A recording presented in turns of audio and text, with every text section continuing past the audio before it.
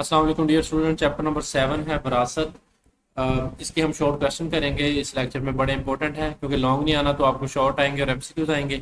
सबसे पहला शॉर्ट है बेटा, ये कंसेप्चुअल है, इसको अच्छे तरीके से देखिएगा गौर से वीडियो को, और वीडियो को काइंडली लाइक कीजिएगा।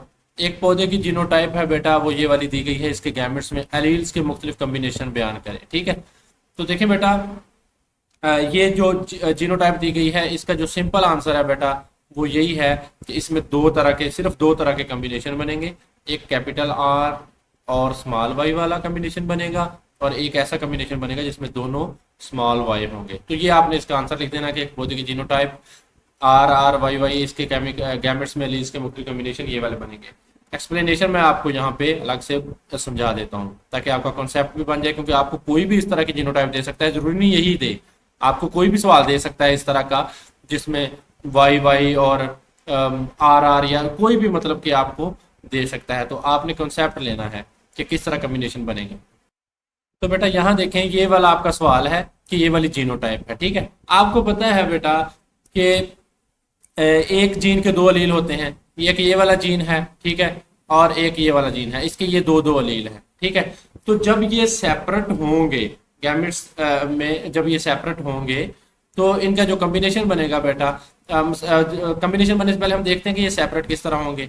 एक तो बेटा पॉसिबिलिटी ये एक आर, एक जो कैपिटल आर है वो इस तरह सेपरेट होगा, और ये जो बेटा स्मॉल आर है वो इस तरह सेपरेट होगा। ठीक है, तो सिर्फ आपके समझाने के लिए है। और इसी तरह बेटा ये जो जीन है, इसके जो दो अलील हैं वो इस तरह होंगे। एक स्मॉल वाई इधर आ गया और एक स्मॉल वाई इधर आ गया। ठीक है, तो अब इन्होंने बाद में मिलना है। ठीक है, यानी कि उसने पूछा है बेटा कि इसके जो गैमेट्स के मुख्तलिफ कॉम्बिनेशन है वो अलील्स के कॉम्बिनेशन किस तरह बनेंगे। अब ये वाले अलील हैं और ये वाले अलील हैं, तो अब ये किस तरह मिलेंगे। हम इसको इस मैट्रिक्स में, इस बॉक्स में देखते हैं। ठीक है, कि ये किस तरह मिलेंगे। तो अब बेटा ये आपको पता है कि किस तरह मिलेंगे, बड़ा सिंपल है। ठीक है, इसको आप सिंपली देख लें यहाँ पे। अब ये देखें बेटा, ये वाला आर और ये वाला वाई मिल जाएंगे। ठीक है, तो कैपिटल आर और स्मॉल वाई, और यहां पे किस तरह बेटा मिलेंगे, ये वाला वाई और ये वाला आर।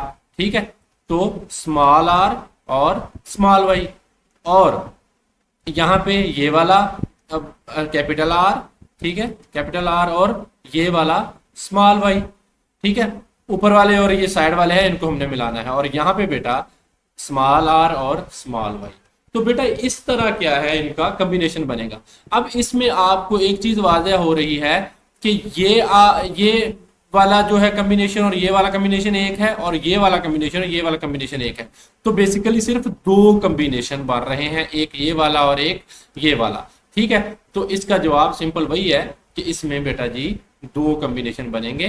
ठीक है, एक ये वाला और एक ये वाला कॉम्बिनेशन, यानी कि आर वाई और कैपिटल आर स्मॉल वाई और स्मॉल वाई और स्मॉल वाई। ठीक है, तो ये आपको समझाना था मैंने, तो ये आपको उम्मीद है कि बेटा समझ आ गई होगी।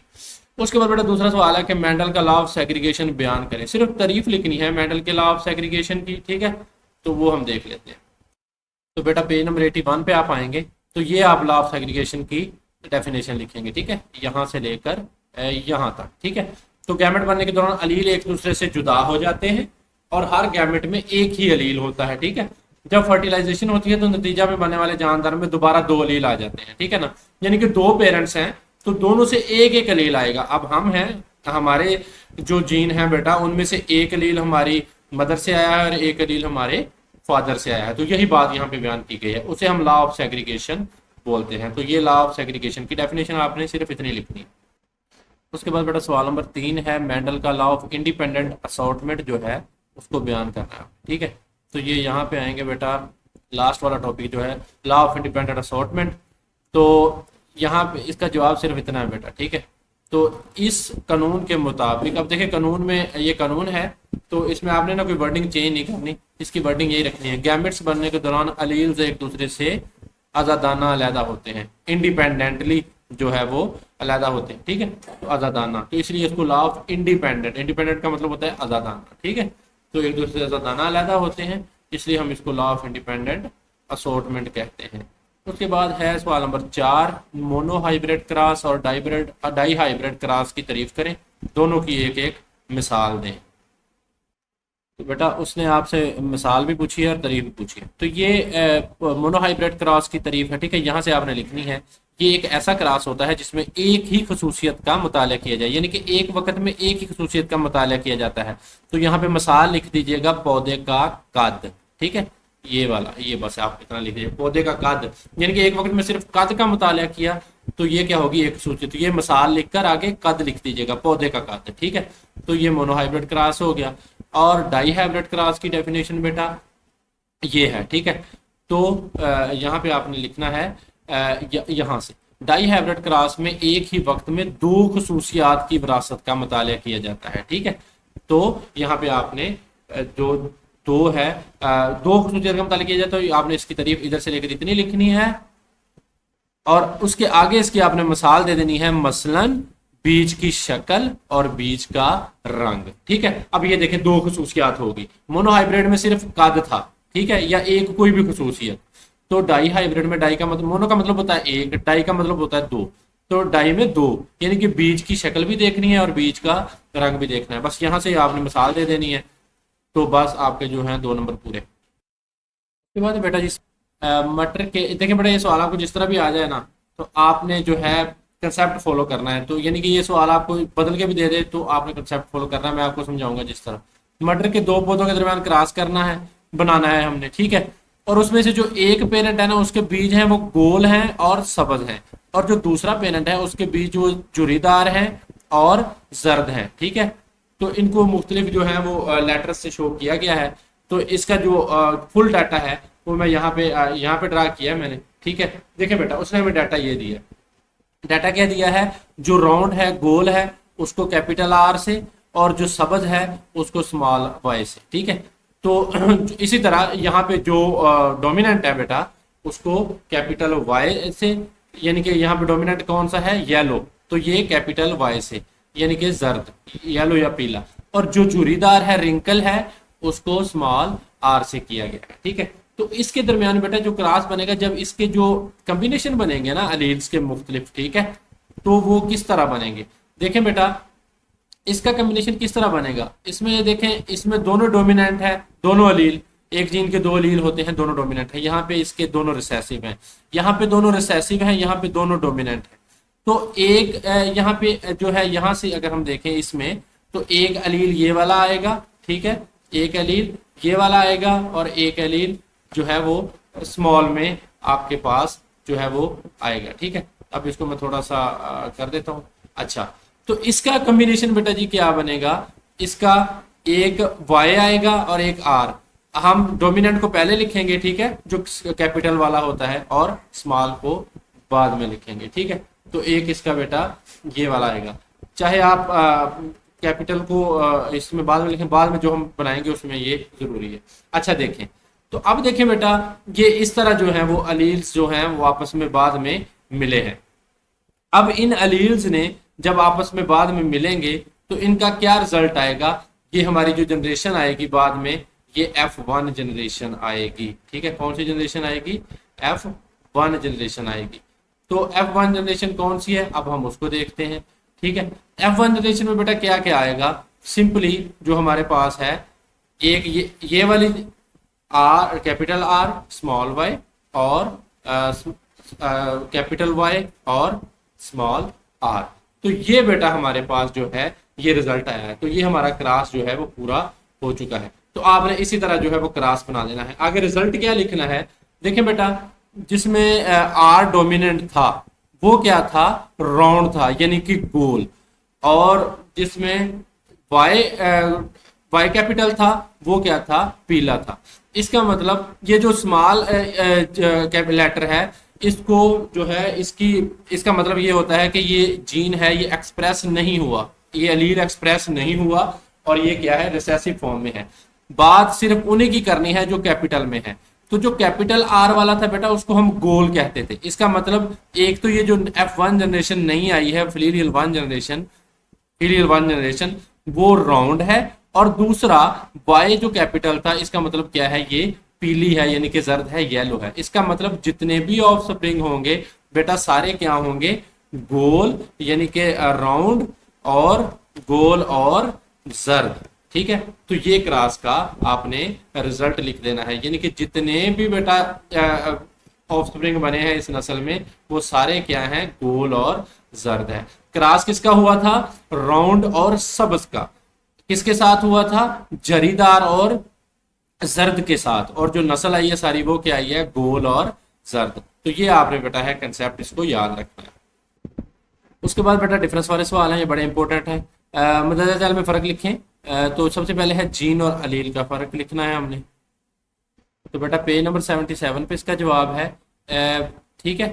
तो एक जीन और अलील की तारीफ पूछी है, तो ये आपने डेफिनेशन लिखनी है कि जीन डीएनए का ऐसा टुकड़ा है जिसमें मरूसी खसूसियात के लिए मालूमात होती हैं। मिसाल लाजमी देनी है, यानी कि आंखों की रंगत का जीन, कान की लोब की शक्ल का जीन और बालों की बनावट का जीन। तो आप एक मिसाल भी दे सकते हैं, दो भी दे सकते हैं, ठीक है। तो ये जीन की तारीफ होगी। और अलील की, देखिए बेटा अलील है वो जीन की मुतबादल सूरतें होती हैं, यानी कि दो सूरतें होती हैं, ठीक है ना। तो होमोलोगस क्रोमोसोम यहाँ से लिखेंगे, होमोलोगस क्रोमोसोम एक ही जीन की मुख्तलिफ हालतें मौजूद हो सकती हैं। जीन की ये मुतबादल हालतें इसकी अलील्स कहलाती हैं। मिसाल के तौर पर बालों की रंगत के जीन की रंगत के जीन के दो अलील हो सकते हैं। एक अलील बालों में पिगमेंट बनाता है जबकि दूसरा नहीं बनाता, ठीक है। तो ये वाला आप इसका लिखेंगे जीन और अलील वाले का आंसर। तो मिसाल लाजमी देनी है। उसके बाद बेटा उसने ये पूछा है कि F1 और F2 नस्लें कौन सी होंगी, यानी कि F1 जनरेशन और F2। तो बेटा जो F1 जनरेशन होती है, मैंने आगे आपको बताया भी है कि दो मुख्तलिफ पेरेंट्स के दरमियान जब हम क्रॉस करवाते हैं तो जो पहली नस्ल मिलती है, हमें डायरेक्ट नस्ल मिलती है पहली, वो F1 होती है, ठीक है। ये मैंने F1 यहाँ पे ड्रा की। और जो F2 होती है, जब ये F1 जनरेशन का F1 जनरेशन के साथ ही, यानी कि इसी जनरेशन के साथ जो सेल्फ क्रॉस है, सेल्फ पोलिनेशन करवाएंगे, तो जो अगली नस्ल आएगी वो F2 जनरेशन आएगी, ठीक है। इसमें ये सिंपल सा जो है वो फर्क है। तो बेटा पेज नंबर 80 है, 80 पेज नंबर 80 है। तो ये यहाँ पे आप देखें, इसका जवाब F1 का कि मेंडल ने खालसुल नस्ल, यानी कि जो प्योर नस्ल होती है पहली, लंबे पौधे का क्रॉस खालसुल नस्ल छोटे पौधे से करवाया, ठीक है। इसने खालसुल नस्ल वालिदैन को पी नस्ल और इस क्रॉस से बनने वाले नए पौधों को पहली नस्ल या F1 नस्ल कहा। तो ये है F1 नस्ल। उसके बाद बेटा है F2 नस्ल, ठीक है। मेंडल ने F1 नस्ल के लंबे पौधों को सेल्फ पोलिनेशन करने दी, यानी कि आपस में क्रॉस करवाया। इसने देखा कि नए और इन तमाम नस्ल को बेटा F2 नस्ल कहा गया, और ठीक है। और नए बनने वाली नस्ल को, नए बनने वाले पौधों को F2 नस्ल कहा गया। यहाँ पे आप ये 75% है वे काट दें, और नए बनने वाले पौधों को F2 नस्ल कहा गया। बस आपने ये लिखना है, यानी कि जो सेल्फ पोलिनेशन से बनती है वो F2 है, और जो खालिस होती है वो F1 होती है। उसके बाद है बेटा जीनोटाइप और फिनोटाइप का फर्क। जीनो से मुराद है जीन्स और फिनो से मुराद है शेप, ठीक है, यानी कि जो उसकी ज़ाहरी शक्ल है। तो बेटा पेज नंबर 77 पे आप आएंगे, ठीक है। अलील्स की तरतीब यानी कम्बिनेशन को हम जीनोटाइप कहते हैं, यानी कि दो अलील्स जब इकट्ठे हों, ठीक है, उसको हम क्या कहते हैं, जीनोटाइप कहते हैं। तो मिसाल आप दे दीजिएगा, ठीक है, ये वाली दे दीजिएगा, होमोजाइगस की दे दीजिएगा, ये वाली, ये कद की है, टाल कद है, ठीक है ना, हाइट, ये स्मॉल टी से आप जाहिर कर दीजिएगा, या ये वाली मिसाल दे दीजिएगा, ये क्या है, स्मॉल कद की जीनोटाइप है, ठीक है ना, स्मॉल हाइट की जीनोटाइप है। तो ये मिसाल आपने देनी है, ये जोन सी मर्जी दे दीजिएगा। और फिनोटाइप क्या है, ठीक है, ये फिनोटाइप की डेफिनेशन लिखी हुई है कि जीनोटाइप जब अपना इजहार करती है उसके काबिल मुशाहदा नतीजे को हम फिनोटाइप कहते हैं, ठीक है। मिसाल के तौर पर पौधे का छोटा होना या पौधे का लंबा होना, ठीक है, ये छोटे पौधे या लंबे पौधे या छोटे पौधे, ये क्या है, फिनोटाइप कहलाते हैं। यानी कि इनका जो हमें आगे मिलती है इनकी खसूसियत, जीनोटाइप जब इजहार करती है अपना, तो उसको हम फिनोटाइप कहते हैं। Very simple. अगला फर्क है बेटा जी डोमिनेंट और रिसेसिव अलील का। यानी कि डोमिनेंट कौन सा होता है, तो आपको पता है बेटा कि जो जीन है वो अगली नस्ल में ज़ाहिर होता है उसे हम डोमिनेंट बोलते हैं, और जो नहीं ज़ाहिर होता उसे हम डोमिनेंट को हम कैपिटल टी से कैपिटल लेटर से लिखते हैं, और जो रिसेसिव होता है उसको हम स्मॉल लेटर से लिखते हैं, ठीक है। डोमिनेंट का मतलब ये होता है कि गालिब होना, यानी कि ये गालिब है और ये मगलूब है। तो पेज नंबर बेटा 78 पे ही है इसका जवाब कि हेट्रोजाइगस जीनोटाइप में एक अलील दूसरे अलील के काम को छुपा सकता है। ऐसा अलील जो दूसरे काम को छुपा दे दूसरे जीन के, और अलील के काम को छुपा दे, इसको हम गालिब यानी कि डोमिनेंट अलील कहेंगे, ठीक है ना। तो ये क्या है, गालिब।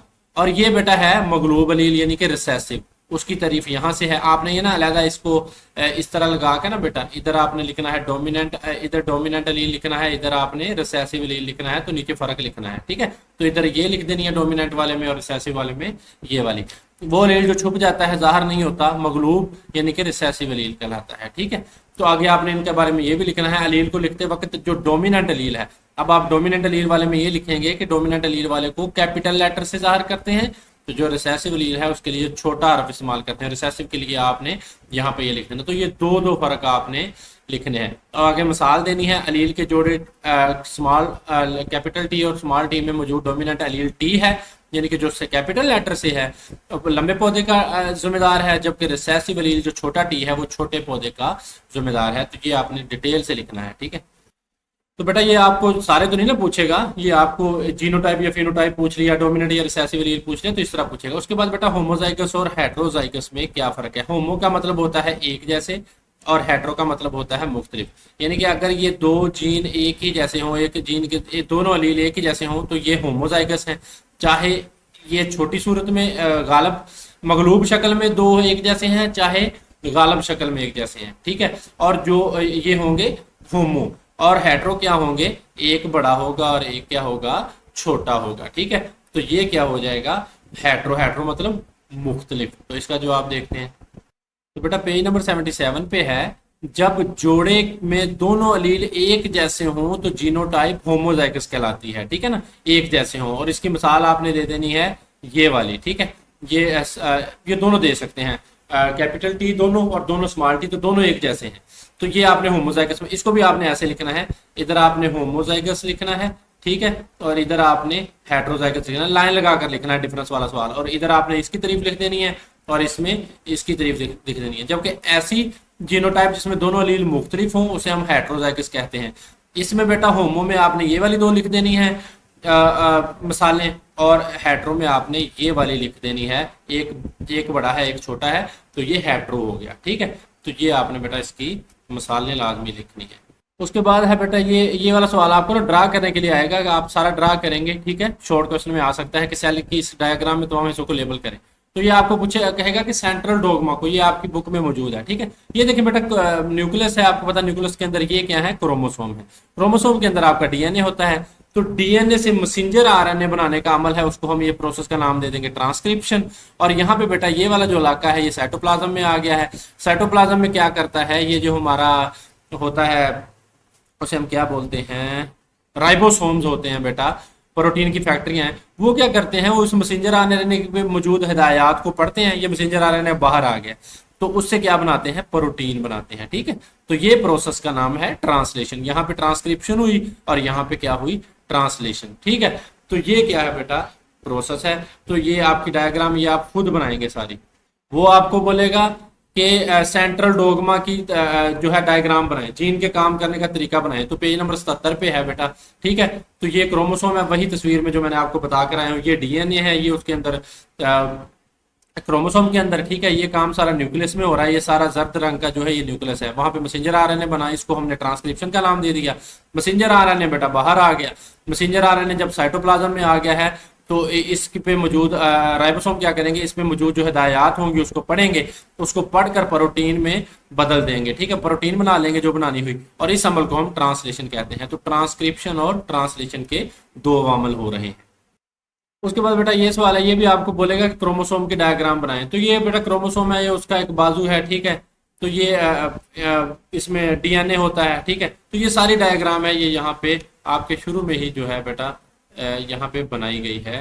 पेज नंबर ये देखें, ठीक है बेटा। तो ये क्रोमोसोम है, ये उसका जो बाजू है उसको हम क्रोमेटिड बोलते हैं। ये जहाँ पे जुड़ा है, यहाँ पे ये जो पॉइंट है इसको हम सेंट्रोमियर बोलते हैं, ठीक है। और ये जो प्रोटीन ऊपर लगी होती हैं ये वाली, इसको हम बेटा हिस्टोन प्रोटीन्स बोलते हैं। और इसमें क्या होता है, डीएनए। जब डीएनए को मजीद खोला जाएगा तो इस तरह की ये क्वाइलिंग होगी इसमें, ठीक है। और इसमें जो मुख्तलिफ जीन हैं वो आपको नजर आएंगे। तो ये था बेटा हमारा आज का टॉपिक। अगले टॉपिक में मिलते हैं बेटा। वीडियो को लाइक कीजिएगा। बहुत शुक्रिया।